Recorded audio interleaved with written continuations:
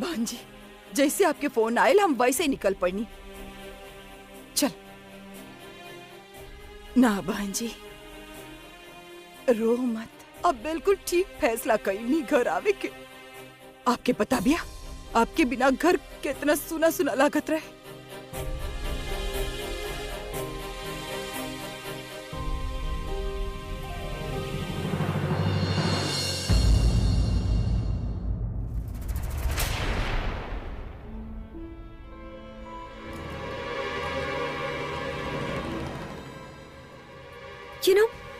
निकालल तो हम आपकी बेटी के चाहत रही घर से, पर जा आप रहल बानी।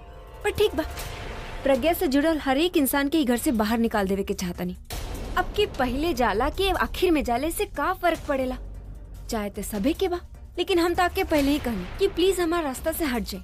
अगर वही वक्त हमारी बात मान लेती तो फिर इतना बेइज्जत होके ना चाहती आप। हम तो जा रहल बानी, लेकिन तोहार उल्टा गिनती शुरू करके, और अब तो तोहार गिनती और भी छोट हो गई। काहे कि झूठ के पैर ना हो, झूठ कितना भी बड़ होके ना, सच के आगे छोट ही रहेला। कितना बार सलाह देनी हम, एक बार और दे रहल बानी, प्रज्ञा के बीच मत आइहा। अगर तू ओके कुछ कैलू ना था, और वैसे भी जौन दिन तोहार सच अभी के सामने आई ना, यकीन करा तोहरा के वो एक घर से धक्का मार के बाहर फेंकी, और वो नजारा देखे हम ई घर में जरूर वापस आए।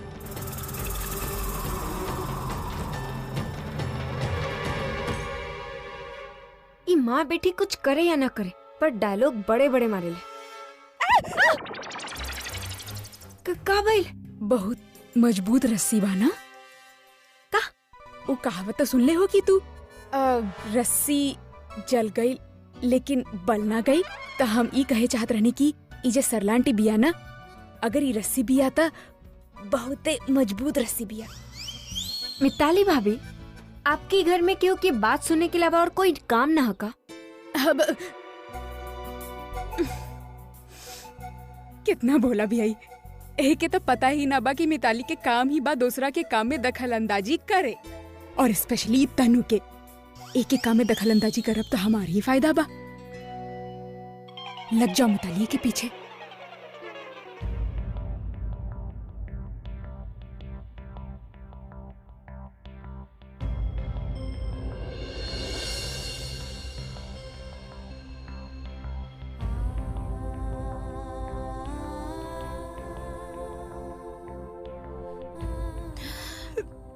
दादी,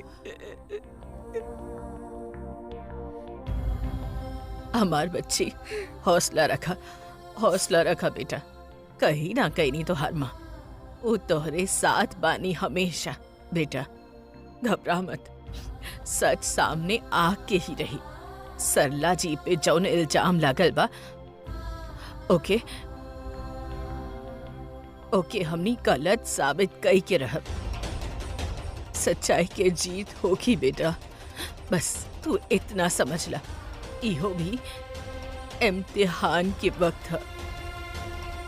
हमार बेटा तू कितना इम्तिहान पास कैले बाड़ू, अब पीछे ना हटिया। हम बानी तोहरे साथ, हमनी सच्चाई के पता लगा के ही रहब। हाँ,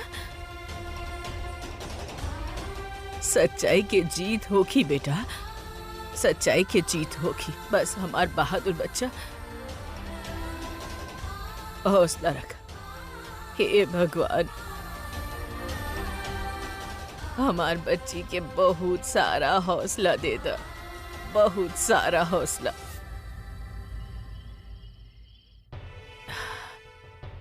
सरला जी के कहले से प्रज्ञा बहुत दुखी हो गई बा बेटा। अकेला तो पहले भी लड़त रहे, लेकिन सरला जी के अहले से ओकर हौसला और भी बढ़ गई रहे। अब लागत बा जैसे वो टूट गई बिया। हमरे समझ में ना रहल बा ओके संभाली त संभाली कैसे। दादी, साथ तो हम उनके बानी है हमेशा, उनके कभी अकेलापन ना महसूस होके दे।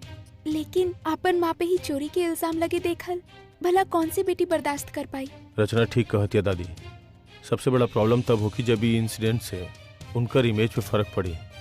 ऐसा हो सकेला कि भाई के दिमाग में उनकर खातिर नेगेटिविटी आ जाए और वो फील ना करें जो उन्हें पहले करत रहले। हाँ, काहे कि ओ सरला आंटी जी के जेल जावे से रोकले बानी, लेकिन चोरी तो उनके नजर में अभी उहे बा।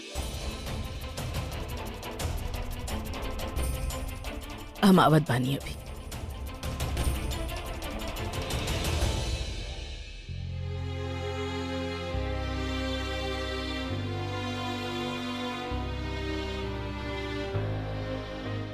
अभी बेटा तू यहाँ बैठल बाड़ा, हम तोहरे कमरा में ढूंढत रहनी। बेटा हमके तोहरा से बात करे के बा। हाँ बोला ना दादी। देखा बेटा, हम जानत बानी कि हमनी के घर में जे कुछ भी भइल ओकर तो के बहुत दुख बा, और कहीं ना कहीं तोहरा के शक भी बा कि चोरी सरला जी कहले बानी। देखा बेटा, तू तू तू ठीक सोचत बाड़ा, लेकिन वो का बाना कि हमनी के कबो कबो अपन आँख पे ना अपन दिल पे विश्वास करे के चाहिए, दिल पे भरोसा रखे के चाहिए। एक्चुअली हमके तो लागत था कि सरला जी जब चोरी के इल्जाम आपन ऊपर ले बानी ना, यही खातिर ना कि वो चोरी कैले बानी, बाकी ओकर वजह कुछ और बा। बेटा अभी तू रो रहल बाड़ा बेटा? हाँ दादी एगो माँ पे चोरी के इल्जाम लागी तब बेटा के तरह लाई ना। दादी हम जानत बानी सरला आंटी चोरी ना कैले बाड़ी। जब हम उनके आंख में देखली तब बेगुनाही के साथ साथ एगो मजबूरी भी नजर आयल, और हम जानत बानी वो मजबूरी के वजह से वो अपना ऊपर ही इल्जाम ले ली।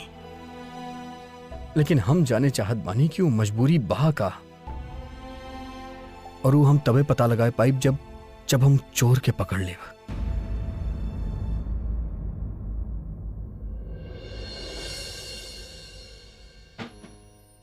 दादी एकरा खातिर आपके हमार मदद करे के पड़ी। बोला ना बेटा। वैसे तो बिना कहले आप हमार हर जरूरत में साथ देले बड़ी, लेकिन ई बार हम आपसे मदद मांगत बानी दादी। हर हाल में वो चोर के पकड़े के बा, जेकरा वजह से हमार माँ के शर्मिंदा होके के पड़ल। हम ओकरा छोड़ब ना दादी। दादी आप हमार साथ देब ना? काहे ना बेटा, हम तोहरे साथ बानी बेटा, हमेशा तोहरे साथ रहब। हमके तो ए बात के खुशी हो रहल बिया कि अब तू जिंदगी के फैसला खुद लेवे लागल बाड़ा। अब तोहरा के अच्छा और बुरा के पहचान होके लागल बा। इहो केहू के आशीर्वाद के फल है बेटा। दादी आपके और सरला आंटी के अलावा और के हो सकेला जे हमके ऐसा आशीर्वाद दी? पर बेटा अभी तू आधा काम करे खातिर सोच ले बड़ा, आधा काम अभी बाकी है, और वो आधा काम में हम तो हर साथ ना दे सकब बेटा। कौन काम दादी? देखा बेटा, हम मानत बानी कि सरला जी के साथे जे कुछ भी भइल उसे तोहार मन बहुत दुखी बा। माँ बाना तोहार, बाकी प्रज्ञा के तो सगा माँ है बेटा। ओकर दुख कितना बड़ा होगी, तोहरा के हौसला देवे खातिर हम तोहरे पास आ जाइले, पर ओकर तक केहू भी ना बा बेटा। और सचमुच तो हम ओके ओकर दुख से बाहर ना निकाल सकेनी। ई काम तो सिर्फ तू ही कर सकेला बेटा। दादी वो तो हम।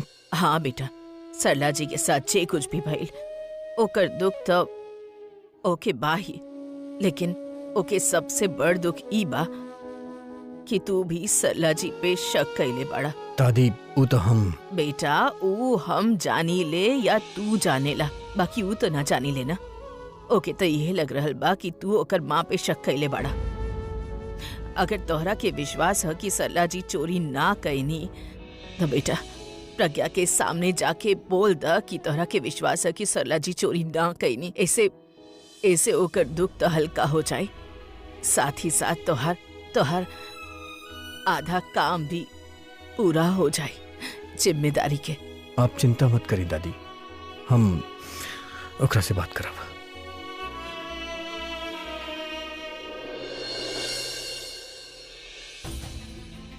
ई सब के कैले बा? एकर शक तब बा हमके केहू पर। पर ऊ शक के यकीन में बदले खातिर थोड़ मेहनत त लगी ही।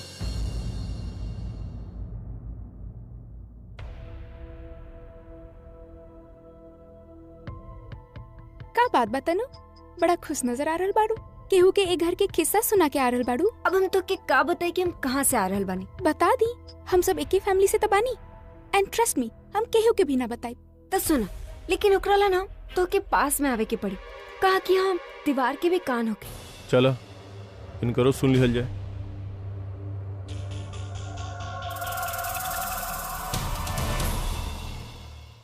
हम ना बाहर चोर के ढूंढे गए रहनी।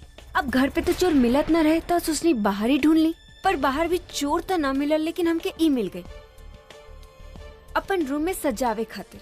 तो आप दोनों जरा प्लीज साइड में हटिए, हमके अपन रूम में जाके। कमाल बना तनु, तू चोर के खोजे बाहर गए रहलू और एकर शुरुआत हमने पता ना कब से कर दिले बा। And for your kind information, एकर शुरुआत हमने के तोहरा से कैले बा। शुरुआत ही का आकाश, हमके तो लगा था खत्म भी यही पर होगी। तू सबके हम पे नजर रख ले क्लेवर कोनो काम ना होगा। खैर हो ना हो, लेकिन हमके बहुत सारा काम है, सो प्लीज एक्सक्यूज मी।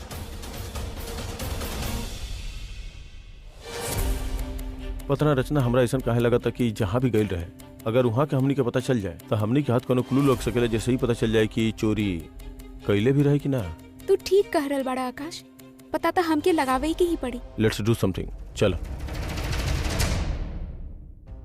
काहे ही हमरे साथ ही होकेला, हमार वजह से हमार घर वालन की हम काहे ना रोक पाईनी। उस सब हमरे सामने उस सब माँ के का कुछ न कहले, और हम इतना सारा पैसा कमावे में तो पूरा जिंदगी निकल जाए इनकर, तो यही लाई चोरी कईनी। ई रुपया तो ई है चुरैले बिया।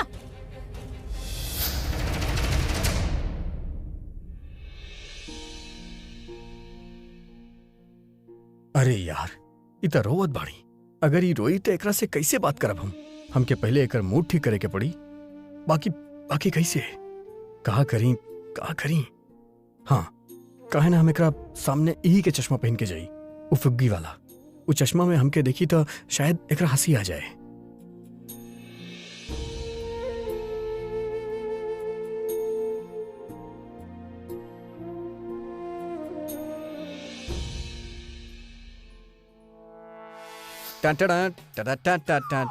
गुड।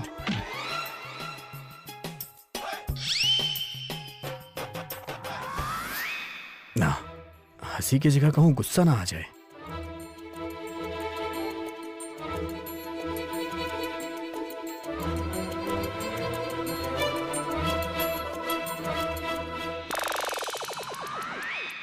एगो काम करता नहीं, दुपट्टा ओढ़ के यही के सामने जाता नहीं। अरे काहे पिटे वाला काम करता रे? अरे बिना ग्लव के पंच मार दी तो राके तब का करी जैसे एकरा के हंसी आ जाए। यस, हंसावे से पहले एकर मूड नॉर्मल करे के पड़ी, और तबे नॉर्मल हो खेली जब हमरा पे चिल्लावेली, हमरा के डांटेली। तो चल बेटा, अभी हो जा शुरू।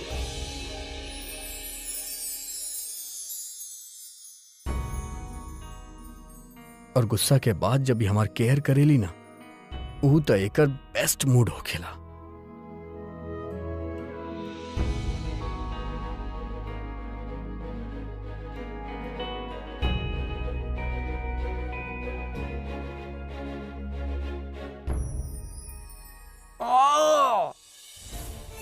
अरे का भइल? हाथ कैसे काट लेला? और अब गिटार ए वक्त क्यों गिटार बजावेला? अभी आपके गिटार बजावे के का सूझल? ओ हम कुछ ना बोला, आप एक शब्द भी ना बोला, चुप रहा एकदम। और एक फर्स्ट एड बॉक्स कहाँ बा? अरे पूछ रहल बानी, फर्स्ट एड बॉक्स कहाँ बा? अरे तू ही तो बोलू कि कुछ ना बोले के बा हमरा के। आप ना, रॉबिन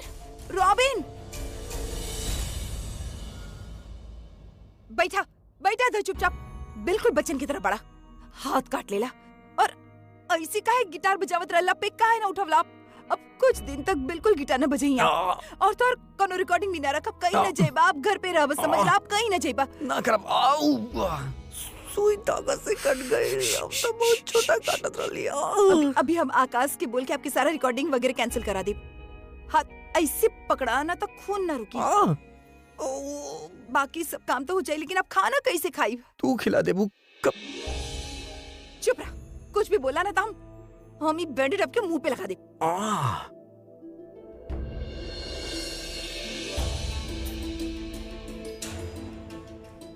अब दर्द हो रहा बा का? हम पूछ नहीं दर ई का जो का लग रहल बानी। मम्मी रिटर्न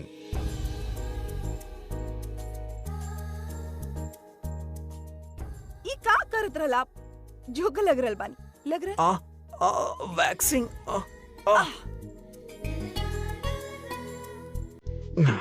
तरह हसावे खातिर जोकर भी लग गई तो का फर्क पड़ेगा।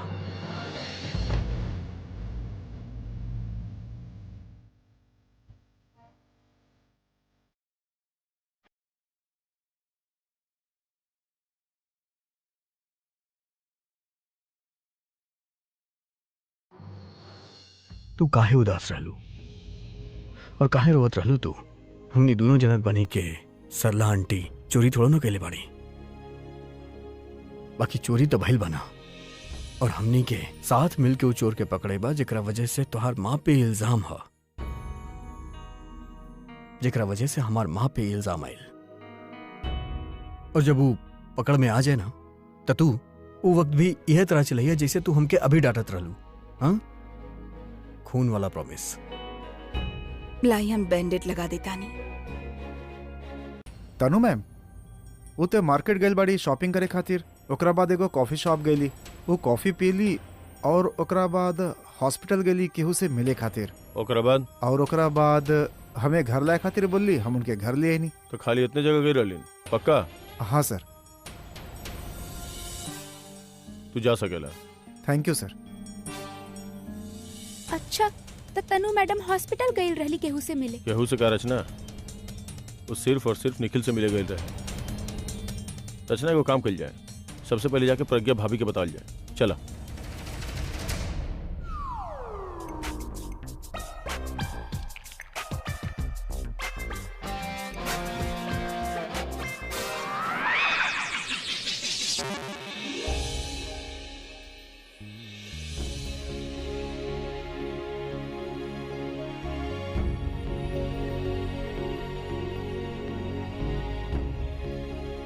सोवत भइल भी कितना उदास लागत आ रही, पता ना कैसे हमें कर ये उदासी दूर कर पाई।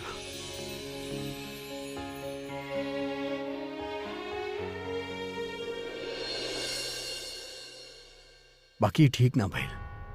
सरला आंटी दिल के इतना अच्छा बाड़ी, जिनकर सोच जिनकर नियत इतना अच्छा बा, जे रिश्ता होत हुए भी घर में एगो मेहमान की तरह रहत रहली, उनके ई तरह बेइज्जत होके चाहे के पड़ल। के बाऊ जे पैसा के चोरी कैलस और ओकरा वजह से सरला आंटी पे इल्जाम आयल। उ जे भी बा बात आई घर के, बाकी वो बा के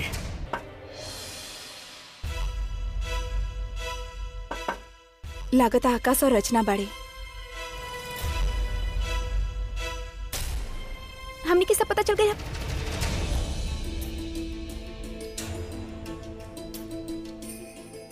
का भइल इतना रात के तू दोनों यहाँ का करत आ रहा और का पता चल गई? जीजू हमनी के प्रज्ञा दी से कुछ काम रहल। तोहार प्रज्ञा दीदी सुतल बाड़ी, तू हमके बता दा, हम ओकरा बता देब। ओ हमरा एक्चुअली पता चल चुकल बा कि आकाश के मतलब बा कि का पता चल गई? पता चल चुकल बा कि सरला आंटी जी ठीक ठाक पहुँच चुकल बानी, तो आप प्रज्ञा दी के बता दी, वो टेंशन ना ली। अगर सरला आंटी ठीक से पहुंच गई बाड़ी तो घंटी बजावे के का जरूरत रहे? घंटी तो हमनी के बजेबे ना कहीं, हमनी के तो नॉक कैले रहनी। अरे नॉक होके या घंटी दोनों से आवाज आवेला और आवाज से इंसान डिस्टर्ब होकेला। अरे मैसेज कर देता ना। हम रचना कब से ही बोलत रहनी, लेकिन सुने रे कहा ही। एक्चुअली बात ई बा कि अच्छा बात अगर फोन पर सुनावे की जगह फेस टू फेस सुनाल जाओ ना, तो सुनावे वाला के भी मजा आवेला और सुने वाला के भी। देखा जकरा तू अभी फेस टू फेस सुनावे चाहत बड़ू, अभी सुतल बड़ी, तब कैसे सुनेबू? तू एक काम करिए, कल सवेरे आके फेस टू फेस सुना दिया। Good night.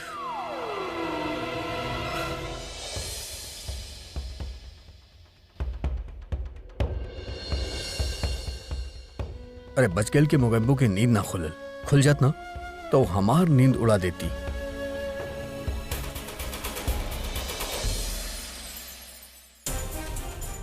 पता ना का कहे आयल रहले वो दोनों।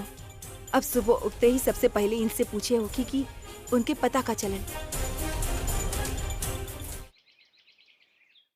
ओ माय गॉड निखिल, हम तो के बता ना सकले हमके कितना मजा आयल। सब कुछ इतना मेलोड्रामेटिक रहे, इतना ज्यादा ड्रामा रहे। यू नो व्हाट, ऐसे समझे नाटक कर भी हम ही रही और दिक्कत भी हम ही रही। तब उछलल कूदल बंद करबू और बतेबू कि भइल का हुआ। ओहो होई के का रहे। जैसी प्रज्ञा तिजोरी खोलक, तिजोरी खाली रहे। ई देख के जैसी प्रज्ञा के खून ना सफेद पड़ गई और ओकर ना होश उड़ गई और हम अपन एक्टिंग से ओके चोर साबित कर देनी। यू नो, तू पूरा फैमिली के बेवकूफ बना सकेलो लेकिन हमके ना, काहे कि हम जाने ले कि चोरी तू कैला है। और फिर हमने सरला आंटी के रूम में गई, रूम के तलाशी लेवे। एंड यू नो व्हाट, वहाँ पे हमके कुमकुम बाग मैरिज हॉल के कोनो नोटिस मिलल जहाँ पे पता चलल कि टैक्स पे कर गया।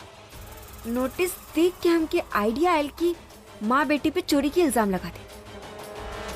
हमके ऐसे लगत रहे कि हमार प्रेशर से प्रज्ञा साथ कन्फेस कर लिए कि चोरी हुई लग। पर पता ना सरला आंटी कहाँ से बीच में आ गई और कहनी कि चोरी हम कहनी है। का? हाँ, वही ये एक्सेप्ट कर लेने की चोरी हम कहनी है। और उहे वक्त इत्तेफाक से पुलिस भी आ गई, पुलिस भी सुन ले, पुलिस अरेस्ट भी करे वाला रहे लेकिन अभी बीच में आ गई और अभी कहला कि हम अपन सासू माँ के अरेस्ट न होके दे। पर जे भी हो, हमके लगा था कि जे कुछ भी ड्रामा होइल ना अभी तनी खोल रहेला। आई थिंक ओकर दिमाग में यह कि चोरी शायद सरला आंटी ही कैला ना। एंड आई थिंक ई बात हमनी के फेवर में जा सकेला। ठीक करल बड़ो तू। एकरा से हमनी के फायदा हो सकेला तब जब हमनी प्रज्ञा खातिर अपन नया प्लान तैयार करी। कहे कि जब शक के गांठ रहे ले वहाँ अच्छा रिश्ता भी चुभे लागेला और हमनी यह दरार के पूरा खाई बनाई। तो चला अपन प्लान शुरू करल जाओ। हाँ, अभी के दिमाग में इंजेक्शन लगावल जाओ कि माँ चोर है तब बेटी महान चोर। ऑल द बेस्ट।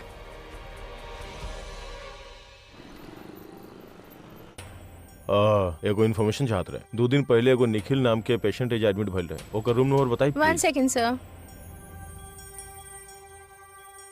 उधर चल गई ले यहाँ से। एक बार फिर से चेक करी प्लीज। ना सर, आज सुबह ही उनके डिस्चार्ज करनी तो वो यहाँ से जा चुकल बाड़े। चल गई नहीं लेकिन उनकर बिल्स सब पेड हो चुकल बा। ओके थैंक्स। रचना तो बहुत बड़ गड़बड़ हो गई। अगर हमनी के कल रात के पता चला तो हमनी कल रात के जावे चाहते रहे। एनीवे चला। 1 मिनट आकाश, अगर निखिल के सारा बिल्स पेड हो चुकल बा तो उनके पास वो बिल के रिसीट भी तो होगी ना, जोने पे लिखल होगी कि वो बिल केकरे नाम पर भइल बा। और अगर वो बिल तनु के नाम पे भइल बा तो वी आर लकी। हमनी के हाथ बहुत बड़ सबूत लग सकेला। और फिर हमनी तनु के अभी जीजू के सामने ले जाके खड़ा कर दे। फिर जे ओकर हश्र होगी ना, उसे प्रज्ञा दी के कितना खुशी मिली। तो चला पहले जाके रिसिप्ट ले लेता नहीं कम। वाह, चोरी कईनी, पैसा छुपौनी और अब पैसा वापस भी आ गई क्योंकि कुछ पता भी न चले। अब करब हम अपन मेहनत के कमाई के मुंह दिखाई। तनु, यू आर ग्रेट। ऐसा काम कर दिखालू कि कोई कुछ भी ना कर पाए। अभी सारा पैसा तुहार। एक बार गिन लेता नहीं। सुनिए कि मेहनत के कमाई के गिने में बहुत मजा आवेला। साथ ही पता चल जाए कि खर्च कितना भइल है और बचल कितना है। 10 उन नर्स के देनी, 10 लाख निखिल के इलाज में खर्च हुए, 80 लाख होके के चाहिए, जेकि सारा के सारा हमार। तनु उन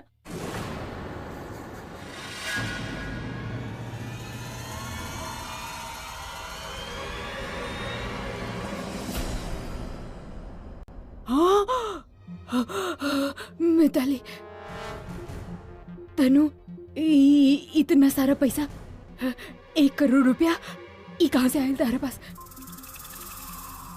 गॉड जी, कहीं उहे पैसा तो ना जे चोरी हो गई रहे? एकर मतलब वो चोर तू ही बाड़ू?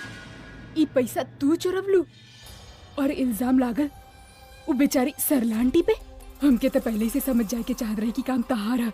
मिताली, तू एक ड्रामा के झांसा में कैसे आ गई लू? मान गई नी तनु, का कमाल के एक्टिंग कैलू तू। आपन एक्टिंग से तू सबके बेवकूफ बना देलू, लेकिन एक गलती कर देलू तू। ई जे दरवाजा बना ई तू खुला छोड़ देलू। अरे कम से कम बंद कई के संदूक के देख ले होक तू। लेकिन अब तक तहार चोरी पकड़ल गई। और के पकड़ल? मिताली द जासूस। अब ना हम मम्मी जी के जाके सारा बात बताई और मम्मी जी और हमें मिलके सारा परिवार की बात बता दी।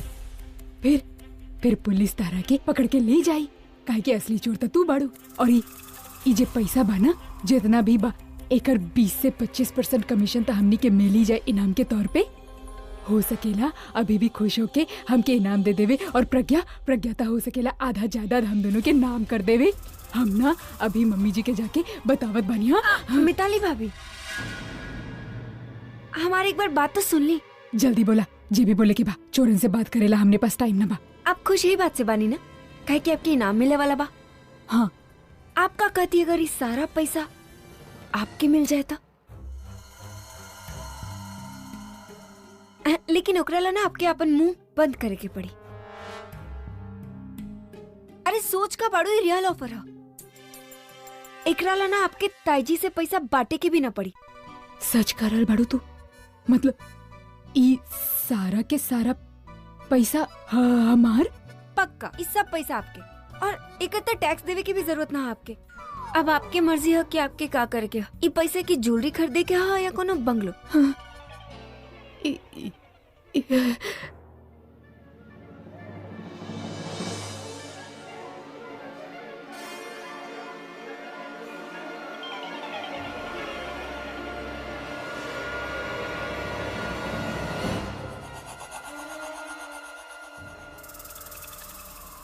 मिताली भाभी, ये देखी,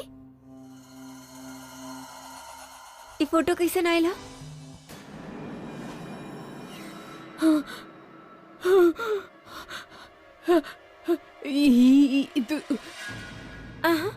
हम सोच रहे बानी एकरा पे कितना सारा कमेंट आई ना, अगर हमें कि सोशल मीडिया पे अपलोड कर दी था। ना तनु, तू ऐसे ना कर सकेलू ना। हम ऐसे कर सकेले, लेकिन अगर आप अपन मुंह बंद रखी तो बाहर जाके केहू की बोली ना, तब हम अपन हाथ पे कंट्रोल कर सकेले। फिर ना हम ये फोटो केहू के दिखाए, ना हम कहीं पे अपलोड कर। अब सोचे कि आपके ज्यादा फायदा केकर में हो, इतना सब पैसा में या अपन मुंह बंद करे में? मिताली, हाथ खोलना, मुंह मत खोलना। लगातार तारे कुंडली के ग्रह नक्षत्र ठीक ना बाड़े। पंडित जी के दिखावे पड़े कुंडली। हाँ, दरवाजा भी बंद करके जाता नहीं ताकि कोई और ना देख लेवे। संभाल के रह के पड़ी।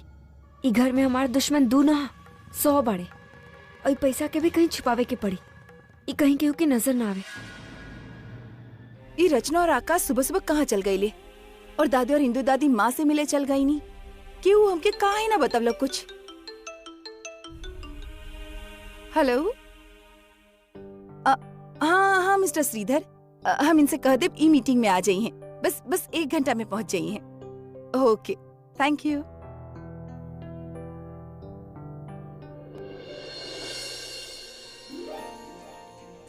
तारा हंसावे खातिर अगर जोकर भी लगी तो का फर्क पड़ेला? आप हमारे एक हंसीला कुछ भी कर सकेले, तो हम भी आपके खुशीला कुछ भी कर सकेनी। कल आप जे कइले जे कहले, हम ओके कबो ना भूलब। ओ नो, हम तो भूल ही गई नहीं। इनके मीटिंग ला उठावे के बा।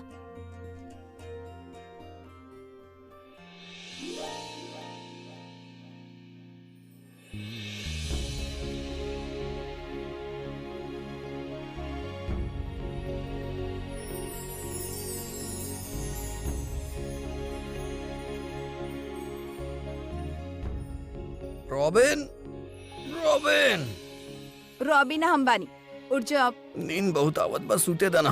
रात की सूते के वक्त होकेला, सुबह जागे के वक्त होकेला। सूते देना, हम रात भर सूत ना पैली। अच्छा, तो कल रात के खर्राटे के मारत रहे का? हम खर्राटा लेत रहली। देखा, आपकी याद भी ना बा। इतना गहरा नींद में सूतत रहला आप। अब प्लीज जल्दी उठ जा, मिस्टर श्रीधर के साथ आपकी मीटिंग है। जल्दी उठा, जाए के बाद मीटिंग ला। Shridhar, oh no. अरे हम कहनी ना इम्पोर्टेंट मीटिंग का, आप लेट ना हो सकत। वो आपके अब्रॉड के प्रमोशन की प्लानिंग करे वाला बानी, और आप पैसे केयरलेसली ले रहल बानी। प्लीज जल्दी उठो। यार, आज बिल्कुल मूड नहीं के काम करे के। और वो कॉन्ट्रैक्ट में लिखल रहे कि प्रमोशन खातिर एक ही बार जाए के पड़ी। ये 4 बार बुला चुकल बाड़े। आज तो हम ना जाइब और उता श्रीधर खातिर तो बिल्कुल भी ना। और वैसे भी अगर हम गए नहीं तो प्रज्ञा हमरा पीछे फिर से उदास हो जाई और जो हम होके ना देब तो आज नो मीटिंग। ये फाइल लेके जाइए, में पिछला कॉन्ट्रैक्ट के आप अभी तक उठ लाना। हम कहनी ना 10 बजे मीटिंग का, आप लेट ना हो सकती। मीटिंग बहुत ज्यादा इम्पोर्टेंट है। प्लीज उठा, जल्दी जाके ना हो और तैयार होकर। यार अगर हम एकरा से कहले कि हमार काम करे के मन नहीं के तब ये हमके कबो छुट्टी ना लेवे दी। बाकी हमके पता बा छुट्टी कैसे लेवे के बा। जैसे बचपन में बहाना बना के स्कूल के छुट्टी लेत रहली ना, आज वह बहाना बना के हम काम से छुट्टी लेब। जय बाबा रॉकस्टार। ये कॉन्ट्रैक्ट अब अभी तक ना ही ना गईला। ज्यादा नहीं। कहाँ भैला? सिर में दर्द होत बा। अभी तो आप ठीक रहला, अचानक ही सर के दर्द कैसे शुरू हो गई? अभी ठीक रहे, जैसे उठनी सिर घूमे लागल, सिर दर्द करत बा। अचानक सर दर्द शुरू हो गई? हाँ, पता नहीं कैसे सर दर्द होके लागल। बहुत ठंड लागत बा, शायद फीवर चढ़त बा, बदन दर्द होत बा। देखे था हमके फीवर तना बा, बॉडी तो पूरा ठंडा बा। बाहर इतना गर्मी बा कि फीवर आजकल ठंडा होके लागल बा। आप हमरे साथ मजाक तना कर रहल? तरह का लागत बा हम मजाक करब। अरे फीवर की वजह से बॉडी टूटत बा, सिर दर्द की वजह से बाल में दर्द होके लागल बा। तोरा लागत बा कि हम मजाक करब। मजाक करे वाला कोनो बात बा? ठीक बा, I'm sorry। आप उठा, बिस्तर पे आराम से लेट जाना। उठली तो नहीं खे जात ना। आराम से यहाँ लेट जाओ, आराम से। हम डॉक्टर की फोन करे तानी। अरे डॉक्टर के फोन करे के का जरूरत बा? हम बतावत नहीं, आई गॉट फीवर। हाँ फीवर बा, पता तो करे हो कि काय हो रहल बा। फीवर कितना बुखार बा। 1 मिनट, हम थर्मामीटर लेके आवत तानी। अरे थर्मामीटर के का जरूरत बा? हम बोला तानी ना के। चलो मुंह खोला। बगल में डाला। अब बच्चा बानी का, हाथ नीचे करा। अब थर्मामीटर के हाथ काहे लगा रहल बानी? अरे मुझे थर्मामीटर अब कहाँ लगा? थर्मामीटर निकाल के बोलो, का बोले की बा? अरे मुंह में डाल। आप प्लीज थर्मामीटर मुंह में रखो और बिल्कुल मत मुझसे हटाइए। हम डॉक्टर की फोन करता नहीं। डॉक्टर के नंबर कहाँ चल गए? आप फिर मुंह से थर्मामीटर मत निकालिए।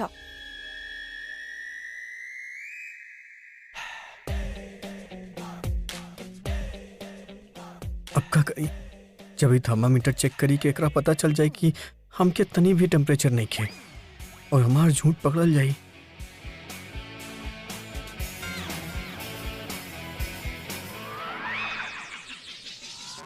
हाँ डॉक्टर, गुड मॉर्निंग। हम प्रज्ञा मेहरा बोल रहल बानी। हेलो प्रज्ञा बेटा, कैसन बाड़ू? हम ठीक बानी डॉक्टर। दरअसल इनकर तबीयत ठीक ना बा, इनके फीवर आ गइल। आप एक काम करा, तब तक फीवर के कोनो मेडिसिन दा। हमके दादी के देखे आवे के ही बा, उनके चेक करे आए तो लगे हाथ अभी के भी चेक कर ले, ठीक बा ना?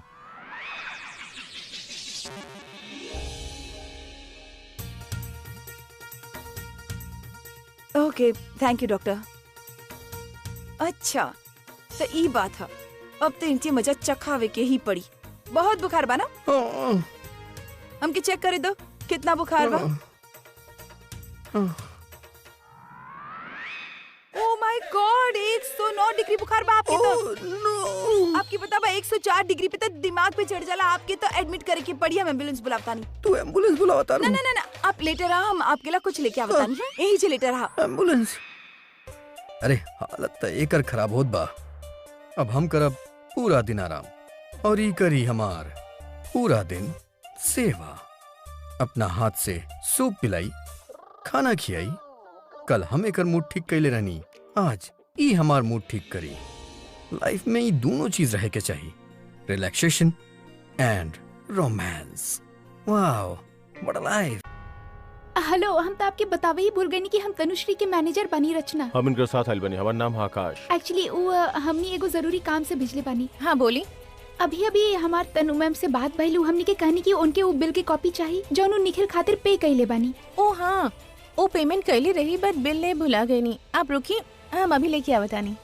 आकाश, ये काम तो हमनी के सोच से भी ज्यादा आसान निकलल। वो आ रहल बिया। ये ली।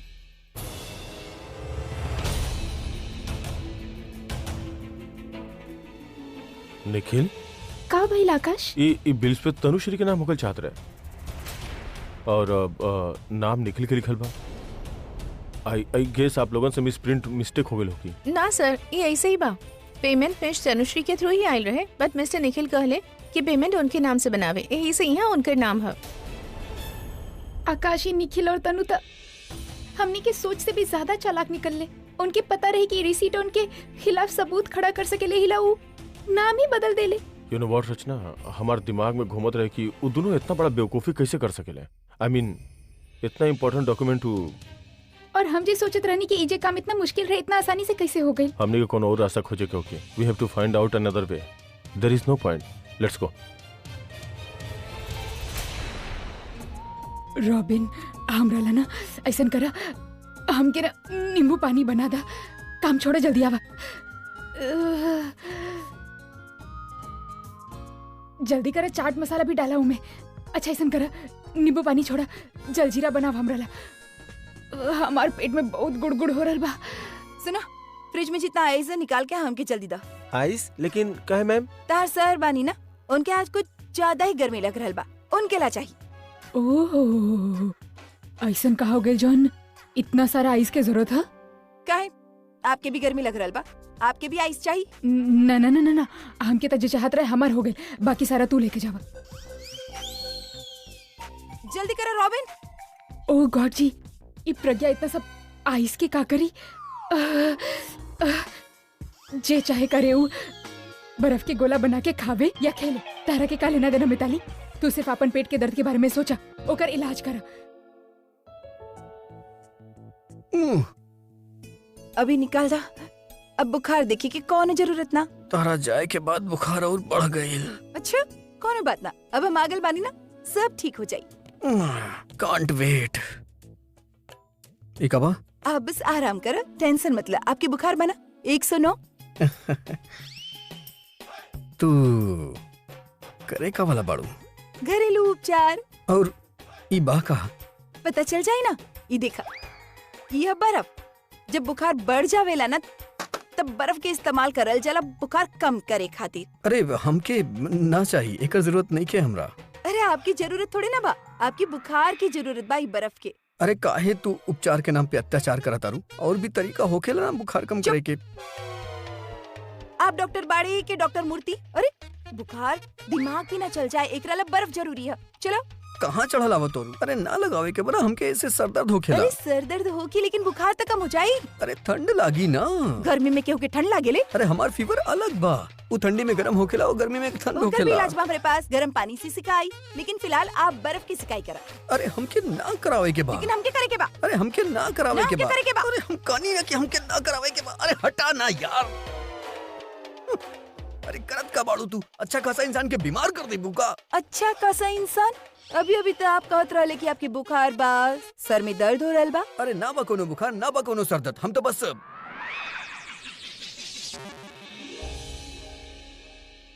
एकर मतलब आप हमसे झूठ बोलत रहले। झूठ ना, हम बस तरह से आपन थोड़ा सेवा करावे चाहत रहली। तो फिर ओकरा ला काम के नेग्लेक्ट करब अच्छा बात है? एक दिन ना करब काम तो ओकरा से का एक फर्क दिन पड़ के जाई? बात ना हो, आप इतना इम्पोर्टेंट मीटिंग मिस कैला हा। आप एगो सेलिब्रिटी बानी, आपके म्यूजिक के साथ साथ आपके प्रोफेशनल अप्रोच के भी तो अप्रिशिएट करे के चाहिए लोगन के। हमके भी तो मौका दी कि हम कहें कि हमार पति अभी मेरा सबसे प्रोफेशनल सेलिब्रिटी बानी। हाँ तो तू हमरा से काहे शादी कैलू? कोनो सज्जन आदमी से शादी कर लेती तो कम से कम हमार लाइफ तो पार्टी ना हो। का कर सकेनी? आपसे शादी जी हो गई, अब जिंदगी भर आपकी झेले की पड़ी पार्टी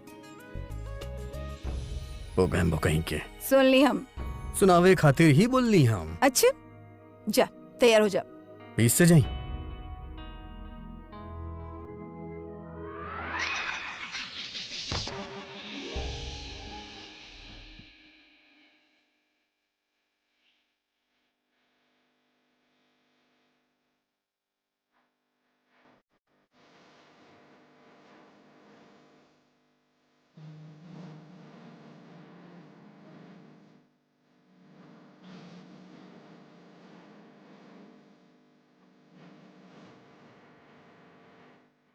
चलो उठो। आओ का भइल? लागत तो पैर मुड़ गए। एक सेकंड, एजे रुका। उठा, बैठा यहाँ। पहुंच आ गई लोग, दिखावा। आप रहते आप जगह तैयार हो गई, ठीक हो अरे जाए। हम ठीक कर दे। एक अरे सेकंड। कुछ ना, आप जाना। वो चाइल होखी ना, एक सेकंड। का करल बानी आप? जो न तरह तरह हमार रेपुटेशन के ख्याल बना, उहे तरह हमके तहार हेल्थ के ख्याल बा। चुपचाप बैठल रहा। देखा पैर के हाथ लगा रहल बानी, हमके पाप चढ़ी। तब बाद में तू हाथ लगा लिया, पाप बराबर हो जाए।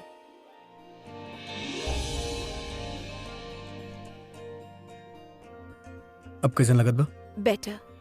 अरे ओकर कोनो जरूरत ना, ठीक हो गया। बैठल रहा। अब जे तैयार हो जा प्लीज। जब तू हमारी बात ना सुने रही तो हम काहे तुम्हारी बात सुनी? चुपचाप बैठल रहा। आप हमसे सेवा करावे चाहत रहले और अब हमार ख्याल रख रहल बानी। समझ ना आ रहल बा कि आपके रोकी या ऐसे ही हमार ख्याल रखे दें।